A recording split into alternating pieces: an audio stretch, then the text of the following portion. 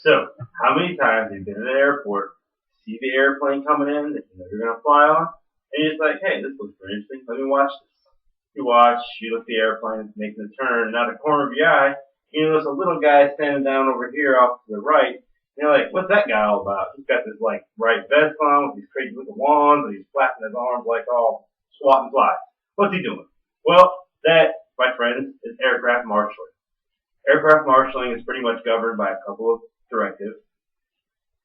You have the civilian sector, which is governed by the Advisor Circulatory AC08-003, and in the Air Force we also have the Air Force Instruction 11-218, Ground Movement and Handling of Aircraft. Now, marshaling essentially is nothing more than hand signals and gestures of communication between the head marshaller and the pilot. Now, when they establish their initial communication, usually you'll see a marshaller do something kind of like this.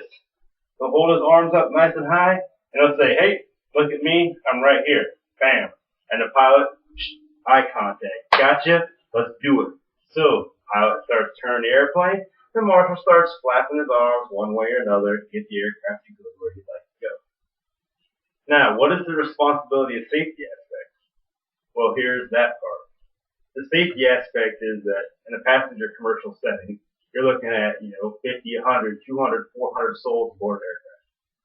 They need to get to the spot and dock the aircraft for safety. So the head marshaller is responsible for that aircraft around all stationary objects within 10 feet of the wing. Obviously, a pilot has no visual sight reference to either right wing, left wing, or his tail. He relies solely on the ability of the marshaller to get that aircraft into its spot. A couple of good, interesting things about being a marshaller is the communication piece. There's a couple of marshaling symbols that I'd love to highlight for you.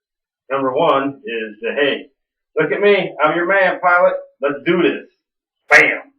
All right, now, as you're doing that, just bringing the aircraft in, you're maintaining eye contact, check the wing.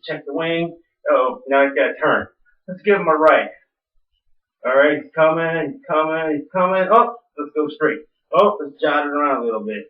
Okay, come on in. Oh, and how are we going to stop it?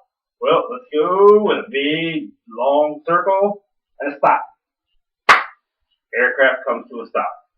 So essentially, when they do their whole safety aspect, you have the pilot on one side. They have zero voice-to-voice communication. They rely solely on eyesight to eyesight direct communication with a series of hand signals. A couple other great, interesting hand signals is engine fire, which is paramount for safety. Because, when the pilot's starting engines, they don't necessarily have communication with the ground. So, you give the old, okay, we got number one engine. Let's start it up. Woo! Engine starts. All right, now what do we do if there's a fire? How does the pilot know? Well, of course, he's going to get a couple of little idiot lights that, help pilots fly on airplanes because, they need idiot lights. A little light flashes. What if he misses that? You have the guy on the ground, which would be me, going like, number one engine, big old figure 8. That means evacuate the aircraft. Let's get out of here. It's time for safety. So in a sense, and to wrap up here, let's look at all the things we discussed today. We discussed lead marshaling, communication with the pilot, the safety aspect, and a few guidances that govern that. So thank you, and I hope you enjoyed that.